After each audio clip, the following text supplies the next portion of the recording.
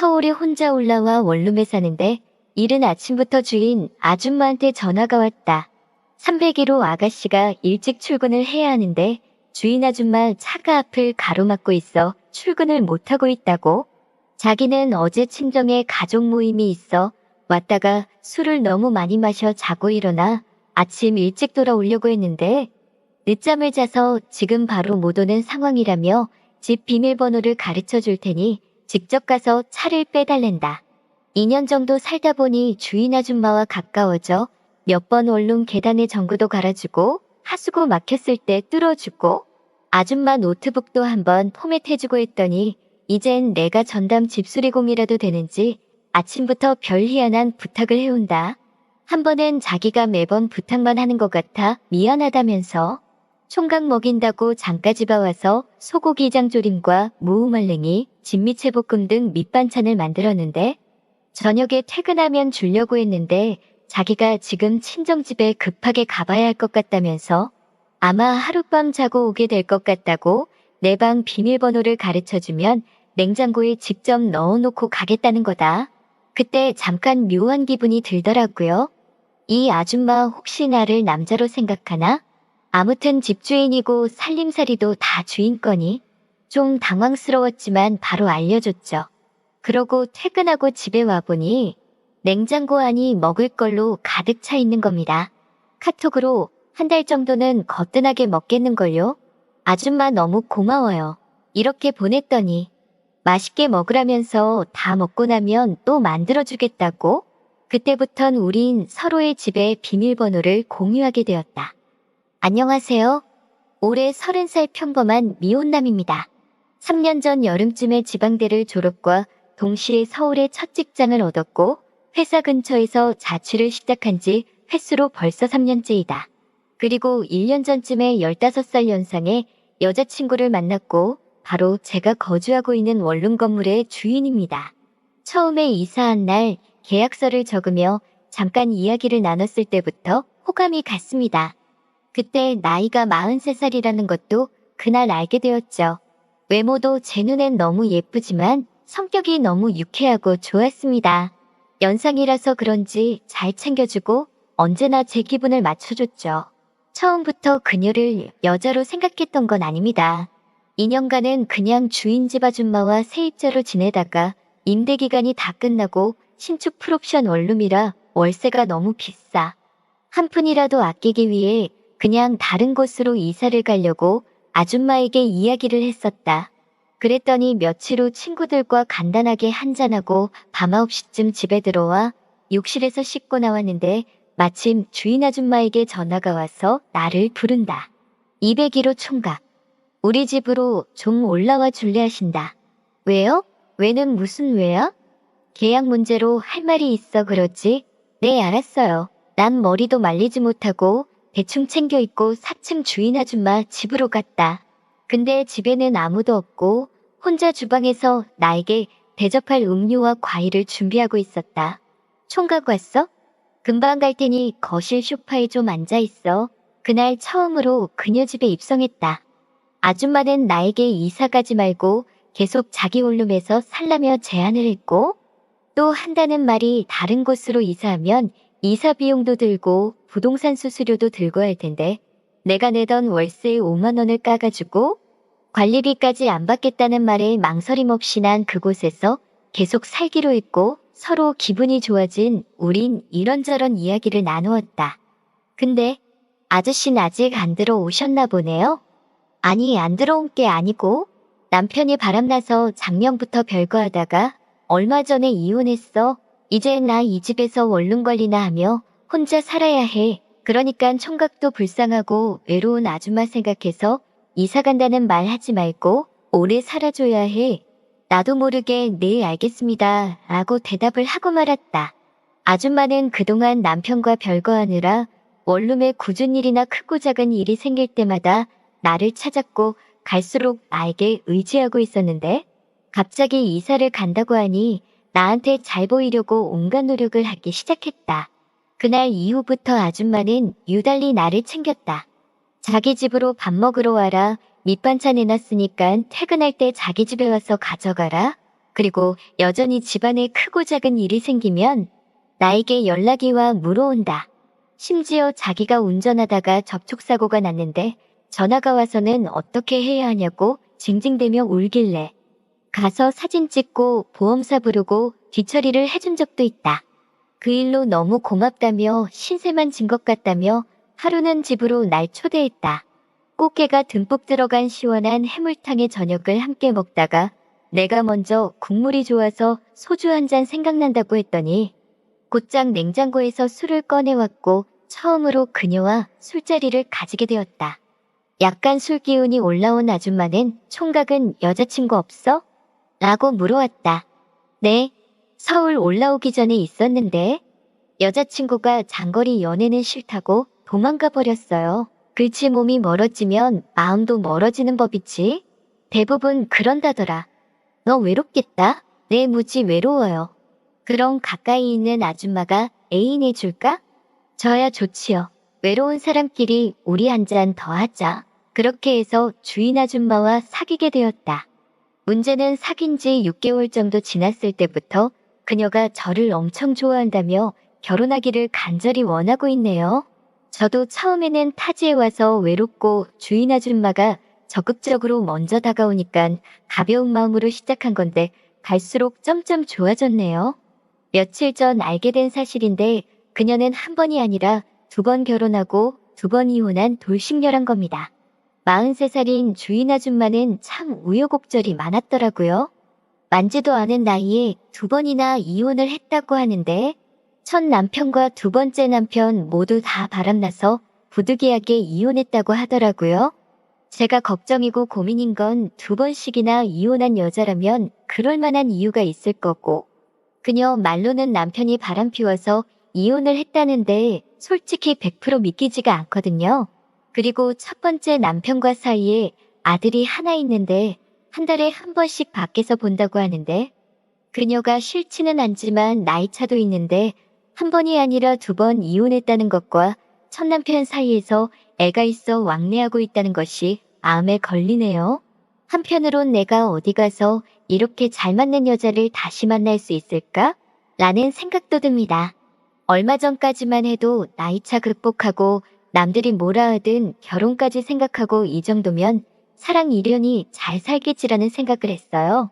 또 평생 돈 걱정 없이 잘 살 수 있을 것 같았는데 제일 친한 친구 녀석이 제 이야기를 듣고는 펄쩍펄쩍 뛰면서 절대 안 된다고 연애는 해도 결혼은 절대로 하면 안 된다고 말리네요. 결혼은 자기랑 맞는 사람과 하는 거라고. 또래 미혼 여성을 만나라는 거예요. 나이차를 극복하더라도 2번 이혼한 애 엄마를 평생 이해하며 살 수 있겠냐며. 잘 챙겨주고 돈 많고 아무리 잘 맞아도 결혼만큼은 냉정하게 생각하라고요. 사랑과 경제적인 부분을 보고 그냥 그녀와 결혼해도 별 문제 없을까요? 안녕하세요. 평소에 썰조화를 즐겨 듣고 있다가 추석이 다가오니 옛날에 있었던 일이 생각이 나서 이렇게 사연을 보내게 되었어요. 저한테 있었던 꽤나 재밌는 이야기를 공유하고 싶어서요. 저는 이제 앞자리가 4로 시작하는 중년에 들어선 총각입니다. 아직 장가를 가지 않아서 부모님께서 걱정이 이만저만이 아니세요. 전 쓸데없는 걱정이라고 항상 말씀을 드리는데도 어디 모자란 게 없는데 왜 아직도 장가를 못 갔냐며 아주 야단이시네요. 제가 꽤 동안이라 아직도 30대 초반 같다는 소리도 자주 듣고 등치도 크고 듬직한 곰돌이상이라 힘도 잘 쓰고 체력도 좋거든요. 한 5년 정도 된 것 같아요. 제가 30대 중반 정도 되었을 적에 저희 형이 추석 때 부모님께 인사를 드리겠다고 여자친구를 데려온 적이 있습니다. 저는 형이랑 그렇게 살갑게 지내는 편은 아니고요. 그냥 이렇게 명절에 한 번씩 얼굴 보면서 안부나 묻는 그런 다른 형제들과 비슷한 사이예요. 형한테 여자친구가 있는 것도 몰랐었고, 사실 관심도 없었습니다. 그냥 그때 형이 장가를 가지 않아서 꽤나 부모님께 압박을 받고 있는 상태였거든요. 장남은 어떻게든 장가를 보내려는 부모님의 마음은 이해하지만 제가 생각하기에는 그 잔소리를 잠재우려고 그냥 아무나 막 급하게 데려왔던 것 같아요. 제가 형의 여자친구를 처음 봤을 때 든 생각은 작고 귀여운 박보영을 닮아 형이 생각보다 이쁜 여자랑 사귀고 있어서 사실 깜짝 놀랐었습니다. 물론 가족으로서 정말 사랑하는 형이지만 사실 형은 저보다 키도 작고 말라서 딱히 여자들한테 인기가 있는 스타일은 아니라고 생각했거든요. 물론 누구나 알만한 대기업에서 일하고 있어서 돈은 뭐 잘 법니다. 아마 이게 장점이라면 장점일 수 있겠죠? 형의 여자친구는 이미 부모님께 환대를 받고 있더라고. 부모님이 꽤나 보수적이라 명절에 오면 이것저것 많이 시킬 줄 알았는데 아직 남이라고 꽤나 극진히 대접을 해주더라고요. 돈에 물 하나 묻히지 않게 하려는 듯 했지만 형 여친이 꽤나 싹싹해서 알아서 앞치마를 매더니 이것저것 도우려고 하더라고요. 다른 건 몰라도 요리 하나는 잘한다면서 팬에 기름을 두르고 전을 붙이는 작은 손이 아주 야무졌습니다.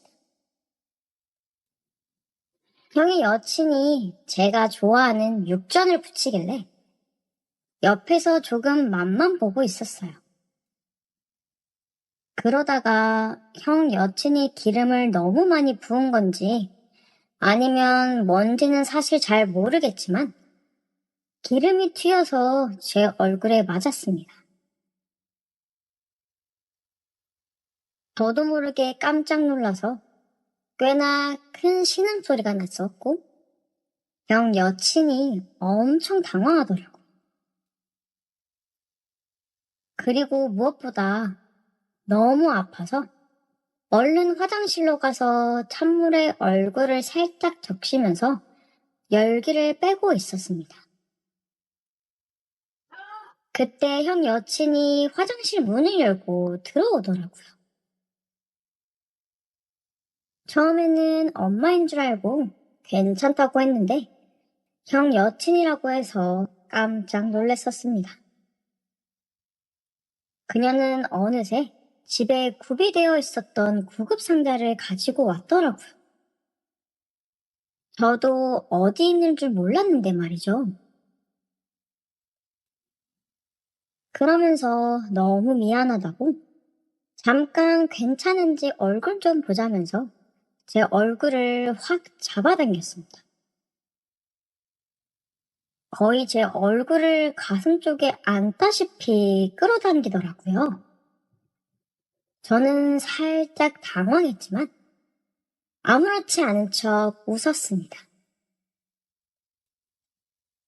살짝 웃다가 기름이 튀인 곳이 아파서 살짝 찡그렸더니 그녀는 그 작은 손으로 제 얼굴을 쪼물딱쪼물딱 만지더라고요. 그 감촉이 사실 설레었습니다. 저도 모르게 심장이 뛰는 것 같았어요. 제가 다친 곳이 오른쪽 입가였는데 그쪽이 살짝 빨갛다면서 화상 입으면 어떡하냐고 너무 미안해 하더라고요. 제가 그래서 원래 이런 건 호호 불어주면 낫는 거라고 장난스레 말을 했더니 바로 거기에 대고 호호 입김을 불더라고요. 아무래도 입 주변이다 보니 사실 뽀뽀하는 것처럼 느껴졌습니다. 그렇게 거의 닿을 듯이 입김을 불어넣던 그녀는 갑자기 사실 이럴 때 제일 좋은 건 침이라면서 그 상처 부위를 핥는 게 아니겠어요? 그녀의 혀가 제 볼을 핥을 때 사실 너무 당황스러웠지만 좋았어요. 그래서 저도 모르게 고개를 돌려 살짝 입술이 닿게끔 했어요. 그랬는데도 그녀는 잘 모르더라고요. 뭔가 분위기가 달아오르는 것만 같아서 저도 모르게 그녀의 얼굴을 잡고 뽀뽀를 해버렸습니다. 그녀는 얼굴도 작아서 한 손에 다 들어오더라고요. 그녀는 살짝 놀란 듯 했지만 곧 눈을 감으면서 제게 더 다가왔습니다. 그래서 저는 제 집 화장실에서 형의 여자친구와 진한 키스를 나눴습니다. 키가 큰 제게 그녀는 엄지공주같이 품에 쏙 들어왔어요. 그녀를 부스러지게 안으면서 격렬한 키스를 나누었습니다. 우리 둘 다 점점 흥분하고 있는 사이에 갑자기 밖에서 형의 목소리가 들렸어요.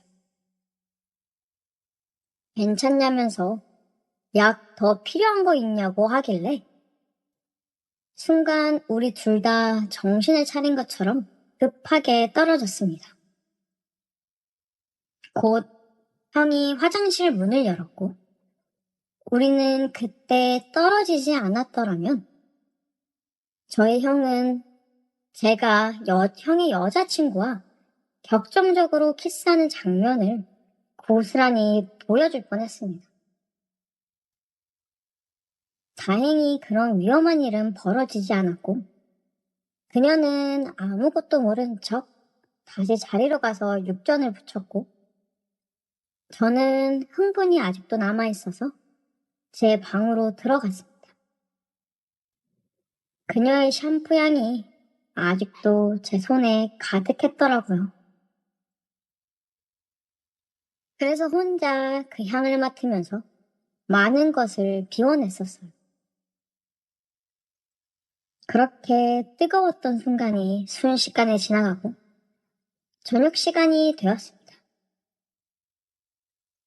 다 같이 저녁을 먹는데 생각보다 분위기가 어색하지 않고 훈훈했어요.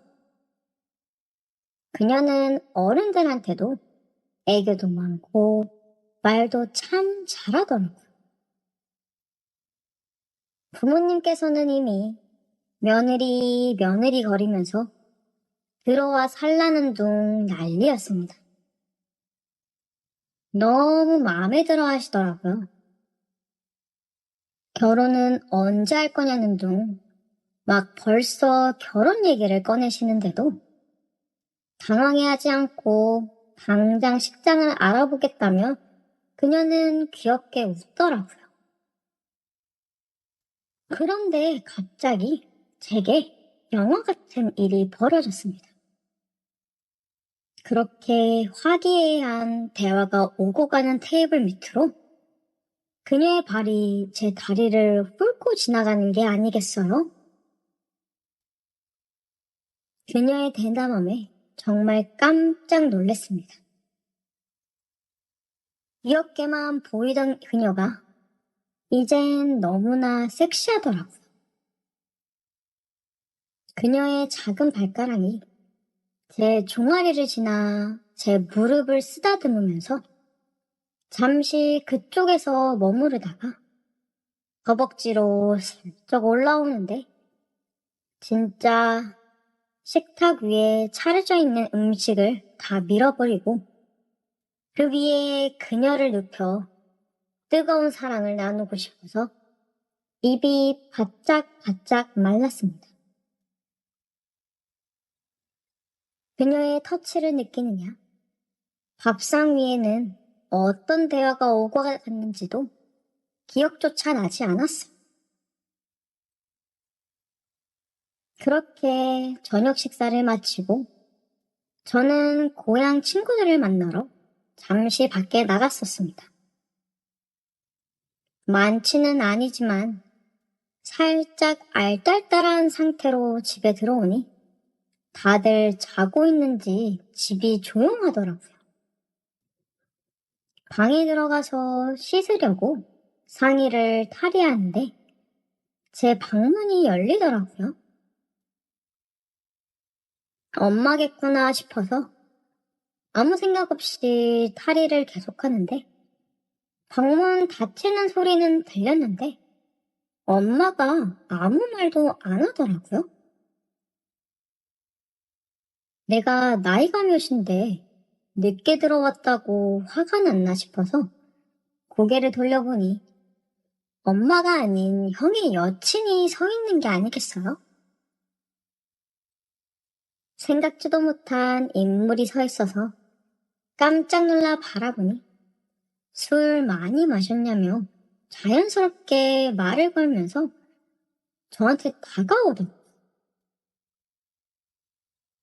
그녀는 아까 다친 데가 걱정이 돼서 왔다면서 약을 발라주고 싶다고 하더라고요. 그렇게 그녀는 제 얼굴을 잡고는 제가 다쳤던 곳을 바라보면서 제 볼을 만지더니 곧 저와 눈이 마주쳤습니다.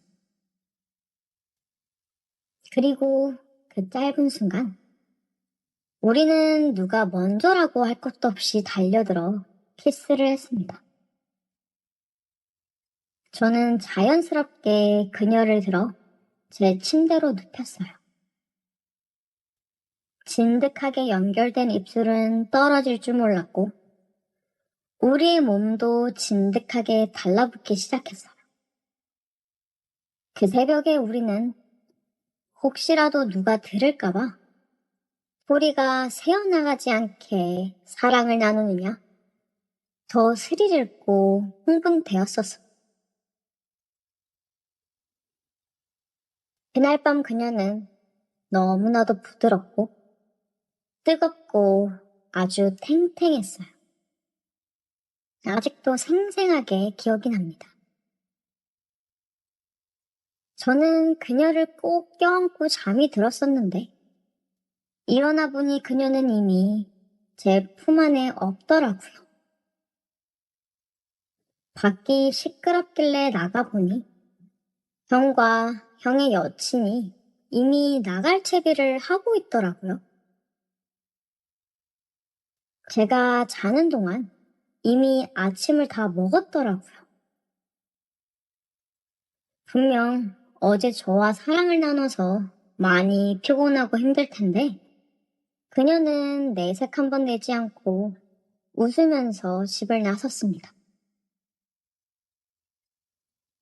나중에 알게 된 사실이지만 그녀는 형의 진짜 여친은 아니었고 부모님께 잔소리 듣기 싫어서 데려온 지인이라고 하더라고요. 사실 그래서 더 마음이 편해졌지만 그래도 형한테 그녀의 연락처를 달라는 말은 차마 할 수가 없었습니다. 저도 약간 그녀가 보고 싶으면서 그냥 하룻밤 황홀했던 추억으로 남기고 싶기도 합니다. 추석만 되면 그녀가 생각이 나요. 형한테 사실대로 말하고 그녀의 연락처를 받아 그녀에게 연락을 해볼까요?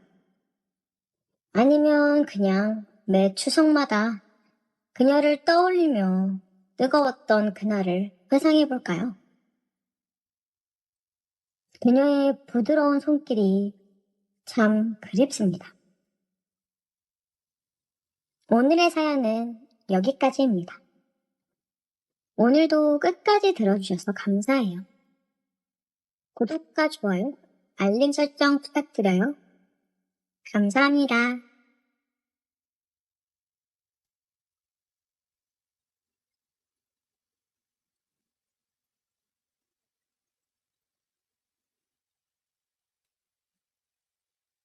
안녕하세요.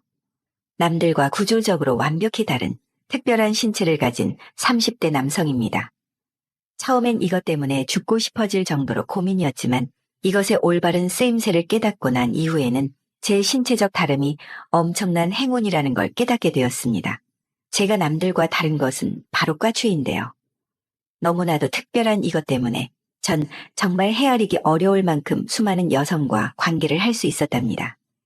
일일이 다 세어보질 않아서 정확한 건 아니지만 어림짐작으로 따져보면 아마 제 평생 대략 1000명의 여성과 잠자리를 가져본 것 같네요. 이쯤 되면 여러분들도 제 것이 뭐가 그렇게 다르기에 그 많은 여자들에게 인기를 끈 것인지 궁금하실 겁니다. 혹 그것의 크기가 엄청나게 큰 건지 아니면 모양이 특별하게 유별나다든지 다양한 상상을 하실 텐데요. 제 것이 도대체 평범한 남자들과 무엇이 다른지 애청자 여러분들에게만 특별히 공개하겠습니다. 사실 전 생식기가 1개가 아니라 2개를 가지고 있는 남성입니다. 제 말을 듣고 귀를 의심하는 분도 계시고 깜짝 놀라신 분들도 계실 겁니다. 이해합니다. 저조차도 제가 남들과 다르다는 사실을 알게 된 이후 도저히 믿기지가 않았으니까요. 전 태어났을 때부터 생식기가 2개인 이중음경이라는 돌연변이성 신체를 타고났어요. 2개 모두 요로와 해면체가 존재합니다. 다시 말해 소변도 볼 수 있고 발기도 가능한 생식기로서 기능을 충분히 하고 있다는 의미입니다. 나중에 의사 선생님에게 들은 말로는 저 같은 사람들은 600만 명 중에 하나꼴로 발생하는 매우 특이한 케이스라고 하더라고요. 제 것이 왜 2개인지는 저조차도 알 수가 없었어요. 전 어린 시절 부모님에게 버림받고 고아원에서 자랐거든요. 때문에 제 궁금증을 속 시원하게 말해줄 부모님이 계시지 않았어요. 어릴 적에는 제가 남들과 다르다는 걸 모르고 지냈는데 사춘기를 겪으면서 이 엄청난 사실을 자각하기 시작했죠. 그러나 그걸 안다고 해서 제 인생이 달라질 건 없었습니다. 보육원에서 독립을 한 후 아르바이트와 공사판을 전전하며 팍팍한 삶을 살아가기에도 바빴거든요. 하지만 제 특별함이 지난한 제 인생을 180도 달라지게 만든 것은 우연한 계기로 호스트바에서 일을 한 이유였습니다. 먹고 살기 위해서 이런 일 저런 일을 전전하다가 저보다 먼저 보육원에서 독립한 형의 소개로 호스트바에서 일을 하게 됐어요. 처음엔 제 신체적 비밀이 노출될까봐 절대 그 일을 할 수 없을 거라고 생각했습니다. 하지만 형은 그 비밀이 약점이 아니라 강점이 될 수 있다며 오히려 절 설득하더라고요. 네, 호스트바요. 에이, 형, 제 얼굴이 어디 그런 데서 일할 수준인가요? 참나, 이 일은 얼굴이 중요한 게 아니라니까? 내가 일하는 곳은 일반 호스트바와는 달리 변태 같은 판타지를 가진 중장년층의 여성들이 주 고객이라고. 달코 다른 돈 많은 아줌마들이 색다른 일탈을 충족시키러 오는 곳이라는 거지. 네 그 시기가 1개가 아니라 2개라는 사실을 알게 되면 모르긴 몰라도 이 세계에선 엄청 인기를 끌게 될걸? 게다가 네 거기 사이즈까지 엄청나잖아? 정말, 그럴까요? 정말이라니까? 내가 보증할게. 그러니까 눈 딱 감고 시작이나 해보자. 넌 내가 봤을 때 이 바닥에서 크게 성공할 놈이야. 전 형의 설득과 격려로 얼떨결에 그 세계에 발을 딛게 되었습니다. 그리고 얼마 지나지 않아 그 형의 큰 소리가 과장이 아니었다는 걸 깨닫게 되었죠. 저와 처음 잠자리를 갖거나 관계를 맺는 여성 손님들은 제 걸 보고 쏘스라치게 놀라곤 했지만 이내에 빠져들고 말더라고요. 그래서 날로 자신감이 넘쳐갔죠. 어머, 세상에, 이게 뭐야? 소문으로 만들었지? 진짜였네?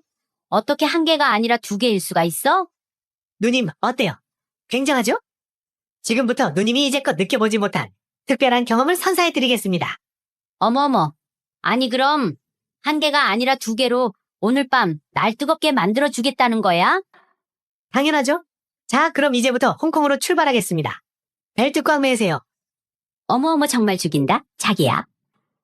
어쩌면 기괴할 수도 있는 제 것을 본 손님들은 처음엔 인상을 찌푸렸지만 두 개가 오묘하게 어울리며 엄청난 위력을 발휘하니까 입을 다물지 못하고 비명을 내지르더군요. 거기에다 호스트로 성공하기 위해 갈고 닦았던 기술까지 더해지자 여성 손님들이 황홀경에 빠져들 수밖에 없었습니다. 그래서였을까요? 제가 본격적으로 그 일을 시작한 이후 제 그곳이 두 개라는 사실이 손님들 사이에 아름아름 퍼지기 시작하더니 날이 갈수록 절 찾는 손님들이 많아지는 겁니다. 나중엔 몇 달 스케줄이 꽉 찰 만큼 예약 손님들이 줄을 설 정도였어요. 전 넘치는 정력과 신체적 특징을 앞세워 그 가게의 에이스가 되었습니다. 그 세계에서만큼은 어느새 연예인이 부럽지 않을 만큼 유명인사가 되어 있었죠. 물론 그 덕분에 다른 직원들의 시기와 질투를 한 몸에 받았지만 가게 사장님은 저만 보면 입을 귀에다 걸 만큼 아껴주셨어요. 당연히 군색하기만 했던 살림살이도 형편이 확 펴지더라고요. 그야말로 암울한 인생에 환한 빛이 드리운 순간이었습니다. 전 남들과 다른 제 것이 이런 식으로 쓰이게 될 줄은 몰랐습니다. 사실 이쪽 일이라는 게 간슬게 다 떼놓고 해야 하는 일인데다가 별의별 손님을 응대해야 하는 고된 업종입니다. 하지만 잘만 하면 적은 노력으로 큰 돈을 벌 수 있는 일이기도 하죠. 한 번은 이런 일도 있었어요. 너도 이름만 들으면 알만한 손님이 하나 있는데 다른 직원은 절대 안 된다고 오직 너만 찾으시네. 이 손님 만족시키고 잘 보이면 워낙에 통이 크신 분이라 넌 팔자 뜯어 고치는 거고 먹고 살 걱정은 없을 거다. 얼마나 대단하신 분이길래 제 팔자를 뜯어 고쳐주실 수 있대요? 나도 은밀하게 받은 제안이라서 네가 먼저 승낙을 해야 말해줄 수 있어. 어떡할래? 그런데 네가 여태 만나온 손님들은 비교할 수 없을 만큼 거물이라고 장담할 수 있다. 그러니까 한번 신중하게 잘 생각해봐. 어휴, 사장님이 그렇게 말씀하시니까 왠지 긴장되고 걱정이 되는데요. 가게로 들어온 그 제안은 제가 그 손님을 전담하면 거액의 봉사료를 지급하겠다는 것이었습니다. 그 대신 보안을 철저하게 지켜야 하고 예약이 자유로워야 한다는 몇 가지 조건이 붙었죠. 제 고민은 길지 않았어요. 어차피 이 바닥에서 최고가 되자고 마음먹은 이상 이런 기회를 놓칠 수가 없었습니다. 제가 그 은밀한 제안을 받아들이고 나서야 그 손님의 정체를 알 수 있었는데요. 사실 여러분들에게 그 손님의 정체를 정확히 알려드릴 순 없지만 해외에 기반을 둔 큰 기업 회장님의 사모님이라는 정도만 밝히겠습니다. 처음에 저도 그 손님의 정체를 알고 난 뒤 깜짝 놀랄 수밖에 없었어요. 이런 분이 뭐가 부족해서 저 같은 남자를 곁에 두려고 하나 싶더라고요. 내 남편은 기업 회장이랍시고 바깥으로만 나돌았어. 난 회장 3호라는 이름으로 주목받았지만 평생 애들 키우고 뒷바라지만 하는 시녀에 불과했지. 남편이 2집, 3집 살림하고 있다는 건 진작 알았어. 하지만 그 양반의 권위가 무서워서 단 한마디도 못하고 참고 살 수밖에 없었지 뭐야. 그런데 애들 다 출가시키고 나이 70이 가까워지니까 내 인생이 너무 불쌍한 거야. 그래서 나도 더 늦기 전에 달라지기로 결심했지. 그러다 우연히 자기 소문을 듣게 됐어. 여자를 만족시킬 수 있는 엄청난 무기가 있다고 하더라고. 자기가 여자로서 평생 인내하고 산 날 만족시켜준다면 많은 보상을 해줄 거야. 그러니까 최선을 다해줘. 그분은 제가 만난 손님들 중 단연코 가장 대단한 VIP 고객이었습니다. 그래서 전 정말 2개의 그것이 부러질 기세로 최선을 다해서 그분을 만족시켜드렸어요. 당연히 그 손님은 몇 시간 동안 경련을 멈추지 못할 만큼 엄청난 희열을 경험했습니다. 정말 대단해. 난 어떻게 이런 세상이 있다는 걸 지금까지 몰랐을까? 자기, 내 눈을 뜨게 해줘서 정말 고마워. 아닙니다, 사모님. 저도 너무나 좋았습니다. 사모님은 나이가 무색할 만큼 굉장한 육체를 가지고 계세요. 마치 아직 가공되지 않은 원석이랄까요. 그게 정말이야. 빈말이라고 해도 고맙네. 난 이 아까운 세월을 왜 이렇게 보내버린 걸까? 만약 자기를 만나지 않았다면 이런 즐거움이 있다는 걸 죽는 날까지 모르고 살았을 거야. 자기 앞으로 내 남자가 돼주면 안 될까? 그 대신 자기가 하는 일은 존중해 줄게. 제발 부탁해. 네? 사모님의 남자요? 그래, 내 애인이 되어달라는 거야. 저에게 푹 빠져버린 VIP 손님은 저에게 자신의 애인이 돼달라고 요구하더라고요. 아무리 거물이라도 좀 곤란한 조건이었어요. 남들이 들으면 좀 우스운 철칙일진 몰라도 이 세계에 발을 들여놓는 순간 연애와 일은 철저히 구분하겠다고 다짐했었거든요. 당시 사귀던 여자친구에게도 못할 짓이었고요. 하지만 그분의 은근한 협박이 섞인 요청을 단칼에 거절하기가 힘들더라고요. 물론 제 평생 벌기 힘든 엄청난 금전적 보상이 뒤따랐다는 점이 결정을 내리는데 한몫을 했습니다. 결국 전 사귀던 여자친구와 헤어지고 VIP 손님의 은밀한 애인 생활을 하게 되었습니다. 그분의 애인이 된다는 건 단순한 육체적 욕망뿐만이 아니라 정신적, 감정적 유의도 충족시켜야 한다는 걸 의미했어요. 전 그분과 좋은 것도 보고 근사한 곳에서 밥도 먹으며 진짜 애인처럼 데이트도 하게 됐죠. 물론 보는 눈들이 있기 때문에 국내 고급 리조트나 해외로 자주 나가서 데이트를 즐겼어요. 튼실한 2개의 제 것을 탐닉하는 건 당연한 코스였고요. 그렇게 한 반년쯤 지났을 겁니다. 저와 아슬한 관계를 유지하고 있던 VIP 손님이 제게 뜻밖의 말을 꺼내더라고요. 난 자기 그곳이 너무 좋아.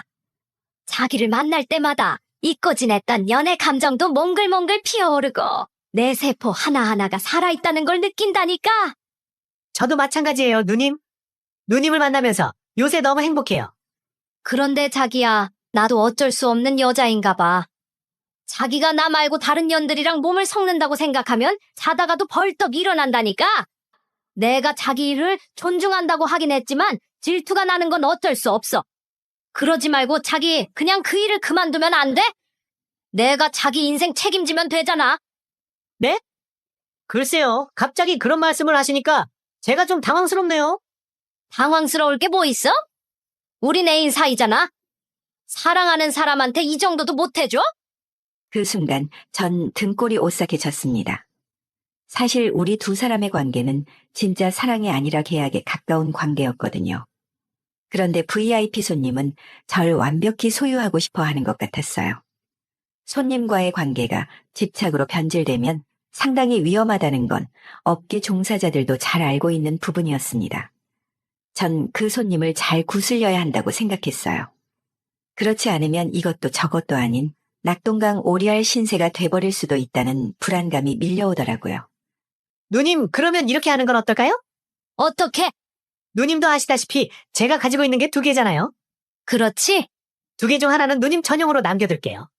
그리고 나머지 하나는 제가 일하면서 쓰는 걸로 하고요. 어때요? 그럼 절 갖고 싶어하는 누님의 욕구가 어느 정도는 채워지지 않겠어요? 정말? 그러니까 2개 중 하나는 나 말곤 절대 쓰지 않겠다는 거지? 정말 그럴 수 있어? 저도 누님을 만나서 행복감을 느끼고 있어요. 누님이 그렇게 원하는데 양심상 그 정도는 해야죠.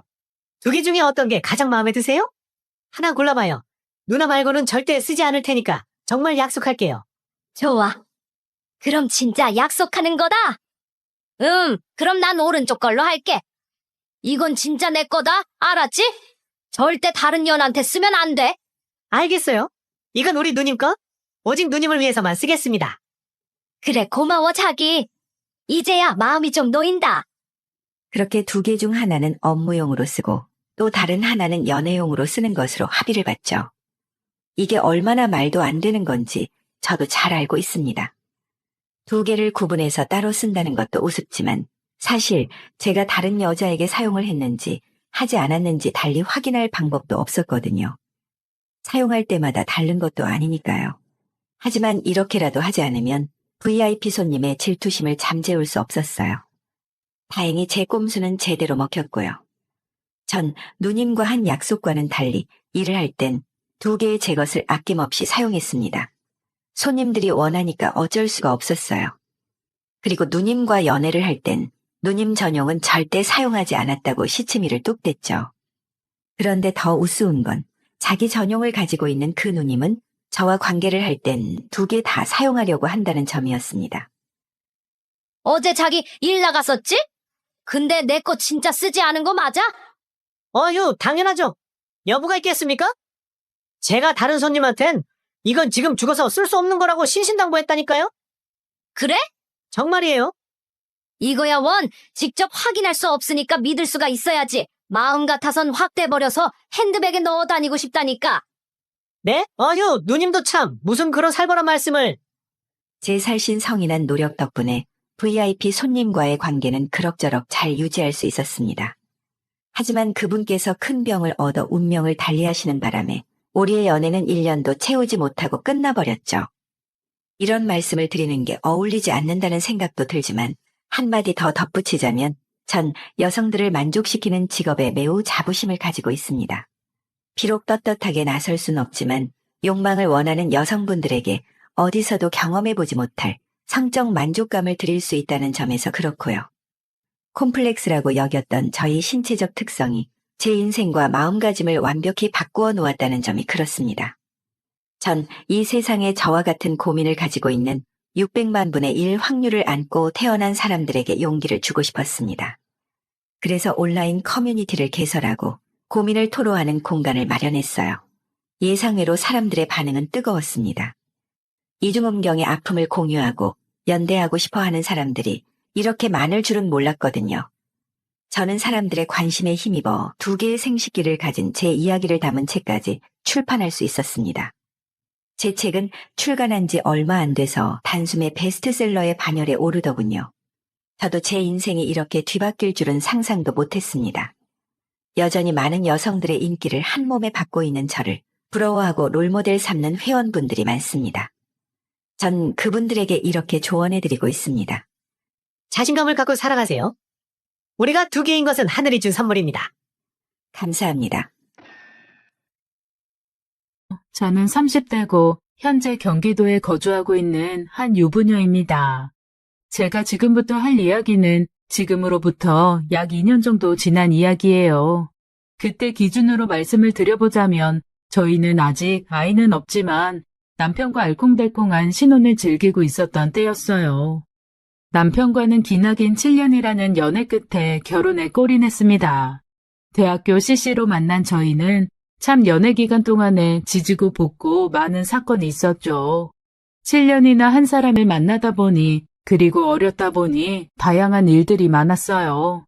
그래도 제가 남편과 결혼할 수 있었던 건 단 하나, 신뢰할 수 있는 사람이었다는 겁니다. 트러블은 있을지언정 다른 여자를 만나 제 마음의 대못을 박을 사람은 아니라는 게 본능적으로 느껴졌고 저는 남편과 결혼하게 되었어요. 30 전에는 결혼식을 올리고 싶었던지라 29살에 결혼식을 올리게 됐죠. 어린 나이에 결혼하다 보니 사실 모아둔 돈 같은 건 없었습니다. 남편이 좋은 기회로 괜찮은 직장에 들어가게 되어 모아둔 돈이 조금은 있었지만 당연하게도 집을 사기에는 무리가 컸죠.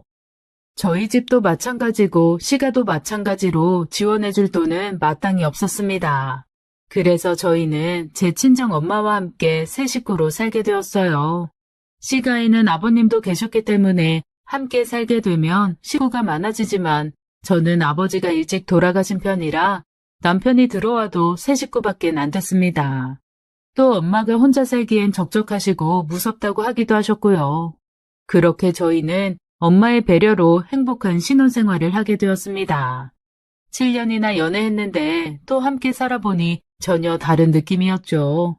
부딪힐 일도 많았지만 그래도 저희는 행복했습니다. 이제 서로가 서로의 영원한 동반자가 된 거였으니까요. 그렇게 행복한 결혼생활 2년차 때 청천벽력과도 같은 소식을 접하게 되었습니다. 저희 친엄마가 급격하게 아프시게 되셨어요. 병원에서도 어쩔 도리가 없다고 그렇게만 말을 하더라고요. 병원에서 돌아오신 엄마는 이렇게 말씀하셨어요. 늙어서 너희들에게 왜 민폐니? 나 그냥 요양원이나 들어가련다. 어차피 하는 일도 없고 요양원 가서 맘 편히 유유자적 지낼래. 요즘 그런데 물 좋고 공기 좋다더라. 라며 저희에게 요양원에 보내달라고 말씀하시더라고요. 원래 요양원은 다들 기피하는 시설이라고 생각하고 있었기 때문에 생각조차 안 했었어요. 드라마나 영화에서 보면 부모님 요양원 보내는 문제로 참 많이들 싸우잖아요. 사실 남편에게까지 아픈 엄마를 돌봐줘야 한다고 부담을 지게 하고 싶지 않기도 했습니다. 그런데 저희 엄마께서 먼저 요양원에 보내달라 노래를 부르시니 저는 어쩔 수 없이 요양시설을 알아보게 되었고, 다행히 집에서 그다지 멀지 않은 곳에 시설 좋기로 유명한 요양원이 하나 있더라고요. 그래서 남편에게도 상황을 설명한 뒤 결국 엄마를 요양원에 모시게 되었습니다. 원래 복작복작 세 식구가 함께 살던 집에 둘만 남으니까 왠지 마음도 허전하고 집안 한 구석이 텅 빈 것 같았어요. 엄마의 깔깔 웃는 웃음소리와 요리하는 냄새, 잔소리가 전부 사라져 버렸으니까요. 지금 와서 돌이켜 생각해보면 저는 그때 우울증 초기였던 것 같습니다. 그 당시 남편이 친엄마의 빈자리를 메꿔주려고 부단히 노력했어요.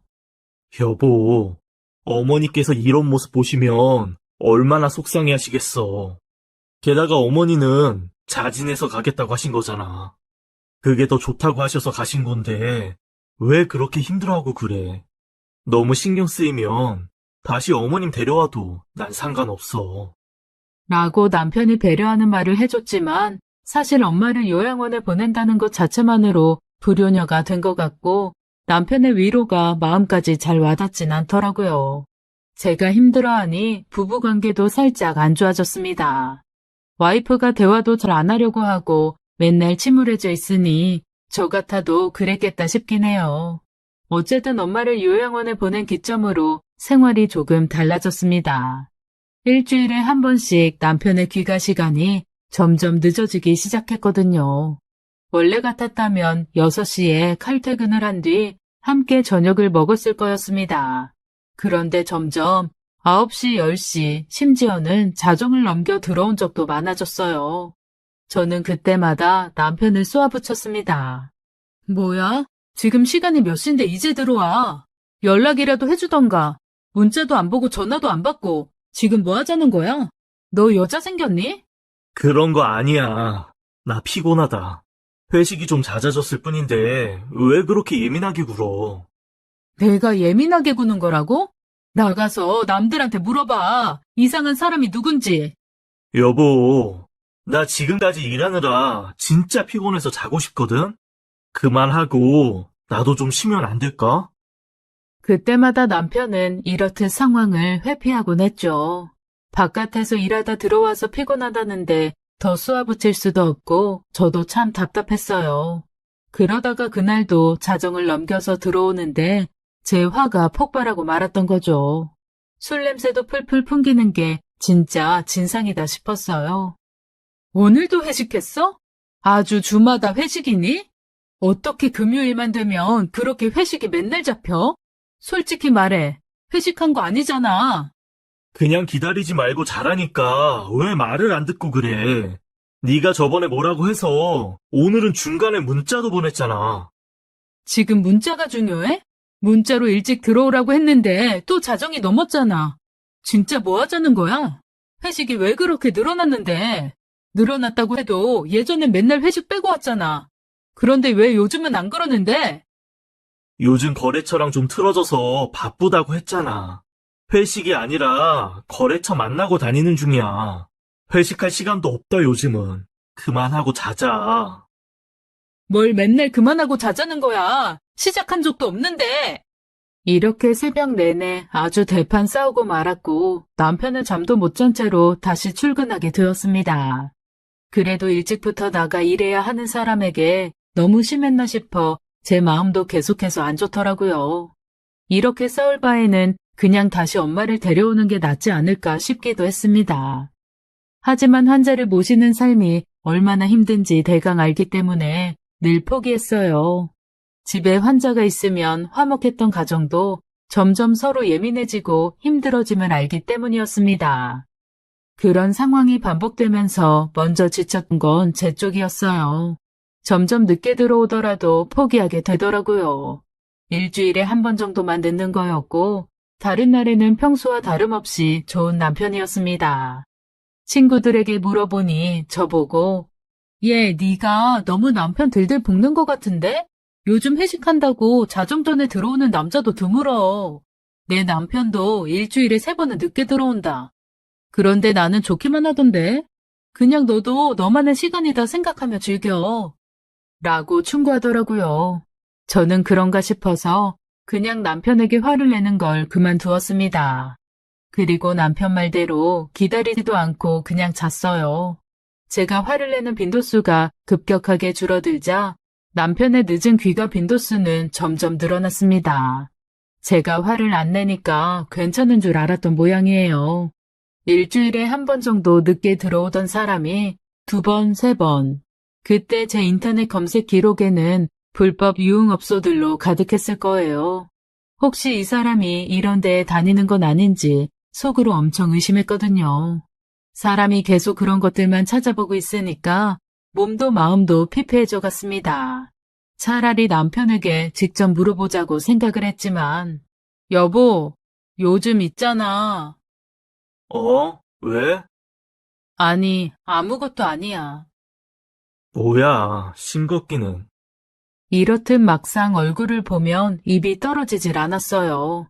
면전에 대고 너 요즘 바람 피우고 다니는 거니? 같은 말이 쉽게 나오지 않더라고요. 그리고 저는 점점 괜한 의심을 해서 생사람 잡는 것 같은 기분에 모든 생각을 놨습니다. 물은 물이요, 산은 산이로다 생각하니 마음의 평화가 찾아오더라고요.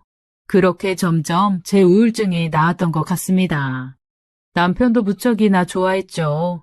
갑자기 제가 활기차 보이니깐요. 여보, 우리 오랜만에 주말에 등산하러 갈래? 우리 어머님이랑 셋이 같이 자주 다녔었잖아. 좋은 공기 잔뜩 마시고 오자. 아니, 계곡 가서 놀다가 백숙 한 마리 뚝딱 하고 올래? 남편도 신났는지 제게 제안을 하더라고요. 저희 엄마가 그렇게 산 타는 걸 좋아하셔서 남편이랑 자주 갔었거든요. 추억도 새록새록 나고 안 간 지 오래됐다 싶어서 저는 그 제안을 수락했습니다. 남편이 계속 백숙하고 노래를 부르길래 백숙집에 가서 한 그릇 먹고 산을 타기 위해 출발했습니다. 행복할 줄 알았는데 막상 산을 타기 시작하니 엄마 생각이 너무 나더라고요. 갑자기 산을 타다가 눈물을 펑펑 흘렸습니다. 여보, 왜 그래 갑자기? 내가 뭐 잘못했어? 산 타니까 너무 힘들어? 지금 당장 내려갈까? 어디 다쳤어? 발목 삔 거야? 그런 거면 얼른 말해줘. 내가 업고 하산할게. 당장 병원 가보자. 그런 거 아니야. 그냥 엄마 생각이 너무 나서 나 우리 엄마 너무 보고 싶어. 하면서 아이처럼 엉엉 울고 말았어요. 지나가던 등산객들이 이게 대체 무슨 일인가 싶었는지 엄청 쳐다보시더라고요. 부끄럽긴 했는데 이상하게도 눈물이 멈추질 않았습니다. 그런 거면 말을 하지. 나랑 같이 어머니 뵈러 가면 되잖아. 지금 당장이라도 갈래? 바로 요양원으로 출발할까? 여보 요즘 맨날 바쁜 것 같고 나는 운전할 줄 모르니까. 거기가 공기는 좋은데 대중교통으론 찾아가기 힘들잖아. 주말에는 시간 많은데 왜 말 안 했어? 어머니, 당장 뵈러 가자. 됐어. 엄마 보면 또 울어버릴 것 같아. 남편이 토닥토닥 저를 달래주다 보니 어느 순간 괜찮아졌고 다시 저희는 산을 타기 시작했어요. 사실 엄마를 보러 가려면 방법이 없는 건 아니었어요.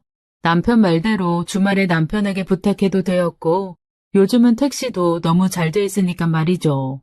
하지만 엄마를 보러 가지 않았던 건 글쎄요. 일종의 죄책감이었던 것 같아요. 아픈 엄마를 요양원이라는 곳에 갖다 버린 것 같은 기분이 들 것 같고 엄마의 아프신 그런 모습을 보게 되면 무서울 것 같았어요. 요양원에서 시간이 지날수록 점점 병세가 심해지고 있다고 들었거든요. 아픈 엄마의 모습을 보기가 두렵다는 감정이 막연했습니다. 저 참 나쁜 딸이죠. 네, 알아요. 여하튼 그렇게 등산을 마친 뒤 남편과의 관계는 조금씩 회복되는 것 같았습니다. 저도 남편에 대한 의심은 싹 사라졌을 거예요. 남편이 점점 수상해지지만 않았다면 말이죠. 남편의 월급 통장은 제가 관리하고 남편은 용돈을 받아 쓰고 있습니다. 남편과 합의해서 월 50만 원씩 남편이 개인적으로 사용하고 있었어요. 그 부분은 아예 제가 관여할 부분이 아니라고 생각했기 때문에 어디에 쓰든 전혀 신경 쓰지 않았어요. 그런데 우연히 남편의 카드 기록을 보게 되었습니다. 정체를 알 수 없는 큰 금액을 남편이 사용했더라고요. 그것도 얼마 전에 말이죠. 거래처를 보니 백화점 명품관에서 사용한 것 같았어요. 너무 수상한 내역에 저는 남편이 퇴근하길 기다렸다가 물어봤습니다. 여보 카드 내역 봤는데 얼마 전에 루이비통에서 돈 썼더라? 용돈으로 명품 뭐 산 거 있어? 왜 나한테는 말 안 해줘? 뭐? 왜 남의 통장 내역을 뒤지고 그래? 뒤진 게 아니라 우연히 보게 된 거야. 그런데 왜 대답을 못하고 화를 내? 내 거 막 보지 마. 하면서 외려 저한테 막 소리를 치는 게 아니겠어요? 결국 저는 남편에게 뭘 샀는지 확답을 듣진 못했습니다. 금액대를 보아하니 가방을 산 건 아닌 것 같고 스카프 정도인 것 같았는데요. 제게 깜짝 선물을 하려고 한 거였으면 저렇게 반응하진 않았을 것 같은데 혹시 시어머니 드리려고 샀는데 저한테 말 안 한 건가 싶었죠. 저희 엄마는 요양원에 있는데 시어머니한테는 명품 선물 해주면 제 기분이 상할 수도 있을 거라고 생각했을 수도 있을 것 같으니까요. 그래서 시어머니를 살짝 떠봤지만 전혀 아닌 것 같았어요. 사실 남편의 용돈 사용처에 대해서는 절대 참견하지 않겠다고 이미 약속을 한 탓에 더 따져서 물어볼 수도 없었습니다. 솔직히 남편의 말처럼 제가 몰래 남편의 카드 기록을 본 건 맞으니까요. 아주 찝찝한 마음에 친구에게 이 사실을 알리자 친구는 네 남편 바람난 거 아니야? 다른 여자한테 명품 사다 바치는 중인 것 같은데? 그렇게 안 봤는데 진짜 웃기는 사람이네. 확실하게 알아봐. 라고 말했어요. 바람기는 초장에 잡아야 앞날이 편하다면서 말이죠.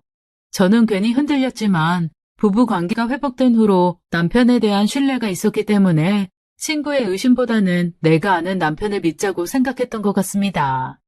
하지만 저의 믿음보다 남편의 수상함이 점점 더 커지기 시작했어요. 이런 정황들이 반복되다 보니 점점 저도 나쁜 쪽으로만 상상의 나래가 펼쳐졌습니다. 사실 남편의 귀가 시간도 점점 늦어지고 또 영문을 알 수 없는 카드 내역까지 대체 어떤 여자가 의심하지 않을 수 있겠어요. 그래도 이때까진 확신이 아닌 의심뿐이었죠. 그러던 어느 날 저는 평소와 같이 집안일을 하고 있었습니다. 빨래를 돌리는데 제가 원래는 집안일을 잘 하질 못해요. 원래 엄마 계실 때는 도맡아서 해주셨기 때문에 더더욱 제대로 배우지 못했습니다. 그래서 그냥 빨래도 분류하지 않고 돌릴 때가 많은데 그날은 참 이상했어요. 그날은 빨래를 돌리는데 열심히 하나하나 흰 빨래, 검은 빨래를 분류하고 뒤집어진 속옷이나 양말을 정리하기 시작했습니다. 평소에 저라면 절대 그러지 않았을 텐데 뭐에 홀리기라도 한 듯이 말이에요. 그러다가 발견하고 말았습니다. 남편의 흰 와이셔츠 소매 끝에 희미하게 묻어있는 붉은색 여자 립스틱 자국을 말이죠. 그건 제가 취업을 축하한다며 선물했던 와이셔츠 한 벌이었어요. 처음에는 멍하니 이게 뭐지? 하고 생각했던 것 같아요. 그러다가 점점 립스틱 자국이라는 걸 알자마자 눈앞이 흐려지더라고요. 제 것일 수도 있겠다고 생각해봤지만 아무리 봐도 컬러가 제가 쓸만한 게 아니었습니다. 1980년대쯤 유행했을 법한 짙은 자줏빛 컬러라고 하나요? 저희 엄마나 쓸 법한 올드한 립스틱 색깔이었거든요. 그래서 처음에 립스틱 자국인 줄 못 알아봤었던 것 같습니다. 여하튼 그렇게 저는 충격으로 굳었고 그 와이셔츠만 제외한 채로 빨래를 돌렸습니다. 이건 너무나도 정확한 외도의 증거잖아요. 소매 끝에 묻은 립스틱 자국이라니 회사에서 여직원 입술에 뭐가 묻었다고 닦아줬을 리도 없을 테니까요. 평소 연애 때의 이런 일들로 속 썩인 적이 단 한 번도 없던 남편이다 보니까 그에 대한 배신감도 더욱 크게 느껴졌죠. 왜 연애 땐 안 그러다가 결혼하고 나니까 바람질인지 화도 났어요. 연애 시절에 그랬더라면 가차없이 남편을 버렸을 테니까요. 이제 앞으로 어떻게 하지? 아이가 없으니 이혼이 어렵진 않을 테고, 엄마는 다시 요양원에서 모셔온 뒤에 둘이 살아야 하나? 현실적인 이런저런 문제들을 생각하면서 앞으로 어떻게 해야 할지 고민하다 보니 점점 분노가 차오르는 게 느껴졌습니다. 머리가 화끈화끈 불타는 것 같았어요. 그래도 아직 일말의 기대는 놓지 않은 상태였습니다. 혹시나 실수로 서류를 넘기다가 여직원의 입을 살짝 스쳤다든지 하며 묻을 수도 있었으니까요. 어쨌든 남편을 조금은 미끼로 생각하고 퇴근해서 돌아온 뒤 의심 정황을 확인해보자 싶었어요. 그렇게 남편이 퇴근하길 기다렸습니다. 있잖아. 어? 남편이 퇴근하고 돌아왔고 저는 그의 넥타이를 받으면서 넌지시 떠보는 듯 질문을 던졌어요. 혹시 요즘 점심 누구랑 먹나 해서. 갑자기? 나야 구내식당에서 먹으니까 그냥 우리 팀끼리 같이 내려가서 먹지. 딱히 누구랑 먹는다는 건 없는데. 그냥 다 같이 내려가서 먹어. 뭐 옆에 여직원들 앉아? 우리 팀의 여직원 둘뿐인데? 그래서 그런지 맨날 둘이서만 붙어 먹던데. 몰라? 내 옆에 앉아 있었는지 기억도 안 나. 왜 갑자기? 그래? 아무것도 아니야. 그냥 갑자기 궁금해서. 신곡기는 오늘 저녁은 뭐야? 딱히 찝찝해하는 것 같지도 않았어요. 저는 미심쩍은 눈으로 일단 저녁을 차려줬습니다. 그리고 이런저런 이야기를 나누다가 남편이 잠잘 때 충전 중인 핸드폰을 들고 나왔어요. 연애 기간이 길어서 남편의 비밀번호나 패턴 따위는 다 알고 있었습니다. 요즘은 얼굴로 잠그는 거랑 지문 인식이 많은데 그런 게 안 될 경우를 대비해서 비밀번호나 패턴을 걸어 놓을 수 있으니까 저는 그걸로 남편 핸드폰을 열었어요. 일단 카카오톡을 한번 싹 훑었는데 딱히 이상한 구석은 없더라고요. 그냥 일 얘기뿐이었고 대화하는 여자도 한 명 없었죠. 하지만 이건 대화방 나가기로 충분히 해결될 수 있는 일이었으니 제 검사는 끝나지 않았습니다. 저는 이번에는 문자 메시지함으로 들어가 봤어요. 그리고 거기서 충격적인 문자 내용을 확인할 수 있었습니다. 뭐 하는 중이세요? 오늘도 보고 싶네요. 정말 많이 사랑해요. 늘 아름다우신 여자는 제 인생 중 3번째. 처음 봤을 때도 지금 모습도 항상 아름다우십니다. 이게 아내가 아닌 사람에게 보낼 수 있는 메시지였을까요? 어찌나 철저하게 바람을 숨기려는 건지 저장명이 글쎄 장모님인 거예요. 누가 장모님한테 이딴 문자를 보내나요? 저는 경악을 금치 못했습니다. 메시지 내역을 위로 올려보니 이외에도 다른 문자가 많았죠. 저는 남편이 이렇게 다정한 말을 할 수 있는 사람인지 이날 처음 알았네요. 그렇게 부들부들 떨리는 손으로 문자를 확인하다가 속이 울렁거려서 더는 못 보고 장모님이라고 저장되어 있는 문자방을 나갔죠. 그런데 더 놀라운 사실은 따로 있었어요. 장모님이라고 저장된 여자 외에도 남편에게는 2명의 여자가 더 있었어요. 어떻게 유부남이 3명의 여자를 돌아가며 만날 수 있었는지 참 바쁘다 싶었죠. 이 여자들은 그냥 저장도 안 해놨더라고요. 그 여자들은 조금 덜 공들이는 중인지 멘트가 장모님 내역보단 다소 담백했습니다. 담백하든 말든 일단 남편이 바람을 피웠다는 건 확실해졌죠. 그렇게 믿었는데 제 남편이 드라마에서나 나오는 쓰레기였다니 그때 저는 정말 말 그대로 미쳤던 것 같습니다. 눈이 휙 돌아서 김치 냉장고로 달려갔어요. 김치 냉장고에는 저희 엄마표 레시피인 겉절이가 잘 담겨 있었죠. 저는 그걸 들고 남편이 쿨쿨 자고 있는 안방으로 쳐들어갔습니다. 그때는 분노에 머리가 돌아서 아무런 생각도 안 났어요. 네가 어떻게 나한테 그럴 수가 있어? 하면서 김치 통째로 남편 얼굴에 갖다 부어버렸습니다. 이불 빨래는 어떻게 할지, 주변에 튄 건 어떻게 정리할지 등등 아무런 생각이 없어지더라고요. 사람이 너무 화가 나면 어떻게 되는지 그때 처음 알게 되었죠. 저는 통에 든 배추 한 입까지도 다 나오게 아주 탈탈 털었습니다. 당연히 남편은 얼굴로 묵직한 배추 포기들과 김치 국물이 떨어지니 바로 깨더라고요. 이게 뭐 하는 짓이야? 왜 이래? 미쳤어? 미친 건 너겠지. 너야말로 미쳤으면서 왜 나보고 미쳤다고 물어? 너는 정신병원에 가야 돼. 우리 엄마가 요양원 갈 게 아니라 네가 갔어야 했어. 하며 저는 아주 고래고래 소리를 질렀습니다. 방음이 잘 되는 집은 아니라서 이웃집에서 저의 소리를 들었을 수도 있겠네요. 지금 와서 생각해보니 이웃분들께 너무 죄송해요. 어쨌든 남편은 눈과 피부로 들어간 김치 국물에 따가운지 손으로 막 비비면서 화장실로 달려갔습니다. 저는 화장실로 도망치듯 달려가는 남편의 뒷공무니를 쫓아가면서 겉절이 이파리들을 등짝에 마구 맞추면서 던졌죠. 남편은 계속 어푸어푸 세수를 하면서도 진짜 왜 이러는 거야? 한밤중에 내가 뭘 잘못했다고 이런 짓을 해? 라며 낯짝 두껍게도 나왔습니다. 저는 김치를 전부 그 등짝에 던져버린 뒤 세수하는 남편을 뒤로하고 그의 핸드폰을 들고 왔습니다. 그리고 마구 울부짖으며 그 핸드폰 문자 내역을 남편 눈앞에 가져다 댔죠. 처음에는 눈이 따가운지 눈을 제대로 뜨지 못하더라고요. 근데 제가 너무 엉엉 우니까 남편도 귀를 쓰고 눈을 떴고 자기 핸드폰 화면을 자세히 들여다보기 시작했습니다.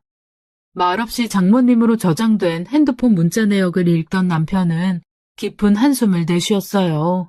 그리고 제게 다 해명할 테니까 일단 옷부터 입어. 나도 마저 좀 씻을 테니까. 라고 말했고 저는 기가 차서 눈물을 닦으며 소리 질렀죠. 해명은 무슨, 너 같은 놈이랑은 당장 이혼이야. 씻고 당장 짐 싸서 이 집에서 나가. 그리고 네 내연녀는 대체 뭐하는 사람인지 얼굴 좀 보자. 지금 어딨니? 너 유부남인 건 안 돼? 알고도 이런 미친 짓을 한대? 사람 가슴에 대못 받고 어디 둘이 잘 먹고 잘 사나? 내가 지켜볼 거야. 그런 거 아니야. 제발, 내가 다 해명할 수 있으니까 어서 옷부터 입어. 여보 충격받을까봐 항상 피해왔는데 오늘에서야 모든 게 다 해결되겠네. 어물쩡 회유하며 넘기려고 하지 마. 난 이제 너한테 전남이 다 떨어졌으니까. 걔한테도 김치국물 뿌려버릴 테니까 네 내연녀 어디 있는지나 말해. 어디 있냐고. 당장 내 눈앞에 데려다 놔. 3명이나 되니까 데려오기 힘드니? 더러운 자식. 3명이랑 재미 좋았어? 3명 다 데려와. 무슨 김치 국물을 뿌려. 흥분한 건 알겠는데 좀만 진정해봐. 당신은 나에 대한 신뢰도 없어? 내 말부터 들을 생각을 해야 되는 거 아니야? 신뢰는 개뿔이. 네가 그동안 보여준 행보를 봐. 맨날 집에 늦게 귀가하지. 게다가 무슨 명품관에서 카드 긁어놓은 거 숨기지. 내가 오늘 뭘 받는 줄 아니? 네 와이셔츠. 내가 사준 와이셔츠. 거기에 여자 립스틱 묻어있더라? 네가 양심이 있다면 그 와이셔츠는 입지 말았어야지. 내가 너 취업했다고 선물해준 와이셔츠는 안 되는 거잖아. 남편은 제가 말을 들을 생각도 없다는 걸 알았는지 일단 진정 좀 하라며 저를 앉혔어요. 당신이 무슨 기분인 줄 알아. 근데 이건 내가 말로 해명하는 것보다 실제로 눈으로 보고 확인하는 게 나아. 무슨 헛소리야? 나 씻기만 하고 당장 네가 말하는 그 여자분께 데려다 줄 테니까 좀 진정해. 너도 옷 입고 나갈 준비하고 있어. 차로 갈 테니까. 라는 거 있죠. 근데 신기하게도 남편의 말에 진정이 되었고 저는 김치통을 챙기기 시작했습니다. 그때 제 머릿속에는 내연녀에게도 똑같이 얼굴에 김치를 뿌려야 한다는 생각뿐이었어요. 지금 다시 생각해보니 저 정말 미친 사람 같긴 했을 것 같네요. 그때는 분노로 정신이 없어서 아무런 생각이 나질 않았는데 말이죠. 남편이 씻고 나와 옷을 입었고 저는 그때쯤 눈물이 멈춰 싸늘한 표정으로 품에는 김치통만 안고 있었을 거예요. 남편은 작게 한숨을 쉬더니 차키를 챙겼고 저희는 차를 타고 이동하기 시작했습니다. 그런데 남편이 이동하는 길이 익숙한 거 있죠. 뭐야, 네 잘난 내연녀 얼굴이나 보졌는데 왜 여기로 와? 남편은 말이 없었어요. 남편이 온 곳은 요양원이었습니다. 저희 엄마가 계시는 요양원 말이죠. 우리 엄마 입원 안 돼서 간호사랑 바람이라도 난 거니? 아니면 뭐 보호사랑 바람 났니? 그만하고 당신 눈으로 직접 봐. 남편은 바람피다 걸린 사람답지 않게 참 덤덤하더라고요. 그래서 왠지 제 화도 자꾸 가라앉고 있었습니다. 그렇게 주차를 하고 내려서 병원으로 갔어요. 밤에 그날리를 피워서 차로 이동까지 했으니 시간은 꽤 늦은 새벽이었습니다. 저희가 요양원 내부로 들어가자 깜짝 놀라시더라고요. 근데 앉아 계신 요양사님이 저희 남편 얼굴을 보고 아는 체를 하는 게 아니겠어요? 저는 속으로 저 여자인가 하며 의심을 품었죠. 이 늦은 시간에 무슨 일로 오셨어요?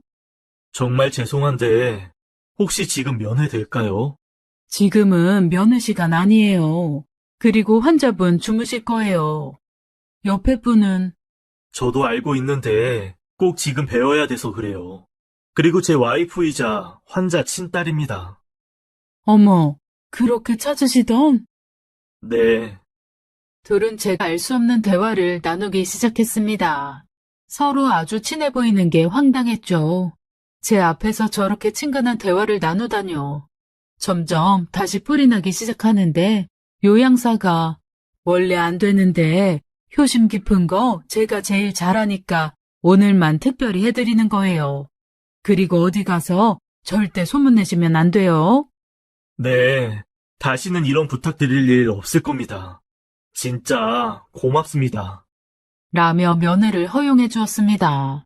저는 이때까지만 해도 상황이 이해가 잘 안 됐어요.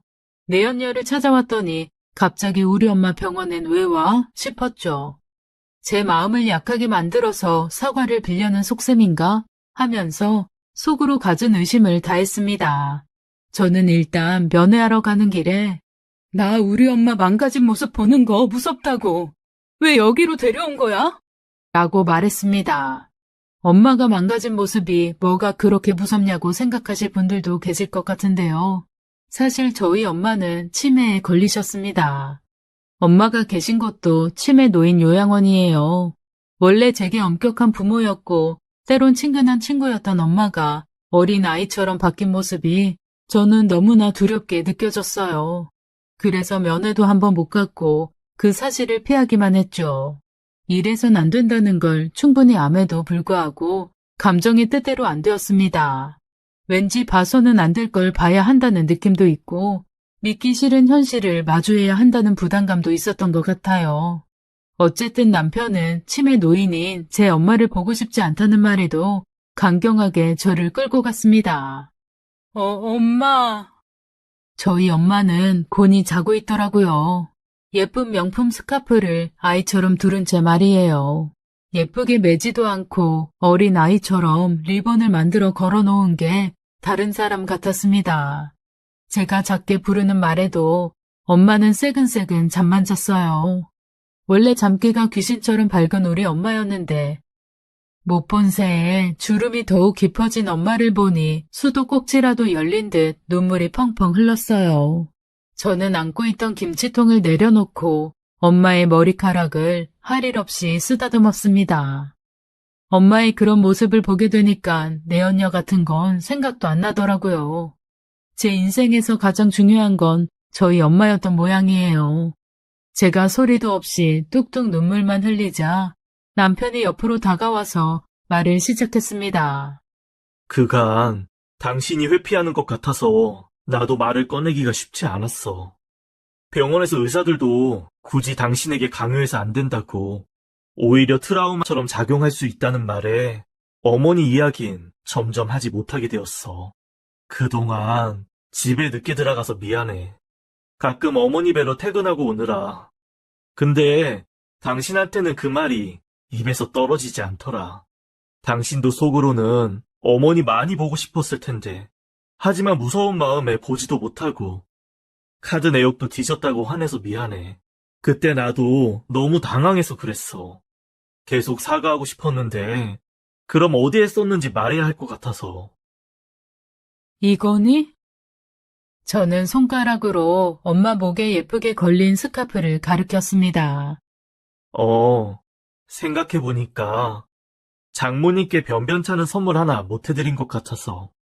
잘 어울리실 것 같아서 스카프 하나 샀는데 어머니 미모에 안 따라오네. 그리고 립스틱 자국도 해명하자면 어머니한테 사드렸는데 되게 좋아하시더라. 근데 색연필인 줄 아시고 막 여기저기 그으시더라고. 내가 말리다가 조금 묻었던 거야. 미안해. 문자는 가끔 면회 올 때 그러더라고. 남편 보고 싶다는 말을 자주 하셨어. 내가 장인어른을 한 번도 못 배워서 할 수 있는 게 별로 없었어. 가끔 문자라도 장인어른인 척 보내드리면 좋아하지 않을까 싶어서. 그런데 되게 좋아하시더라. 다른 환자분들한테도 남편이 보냈다면서 자랑을 했대. 그래서 어머니랑 친한 다른 환자분 두 분한테도 몇 번씩 보내드렸어. 이건 내가 오해하게 만들어서 당신한테 무척이나 미안해. 아니야. 전부 오해 풀렸어. 나야말로 무턱대고 의심해서 미안해, 여보. 모든 의심이 싹 풀리는 순간이었습니다. 불효녀인 저를 대신해서 저희 엄마를 돌봐주고 있던 남편을 의심한 게 제 스스로 너무 미안하고 한심해서 자꾸 눈물이 나왔어요. 눈두덩이가 퉁퉁 부어오르는 게 느껴졌음에도 불구하고 눈물은 자꾸 흐르더군요. 내가 할 수 있는 게 이런 것밖에 없더라. 이런 사소한. 그간 어머니 요양원에 보내고 마음이 너무 안 좋았어.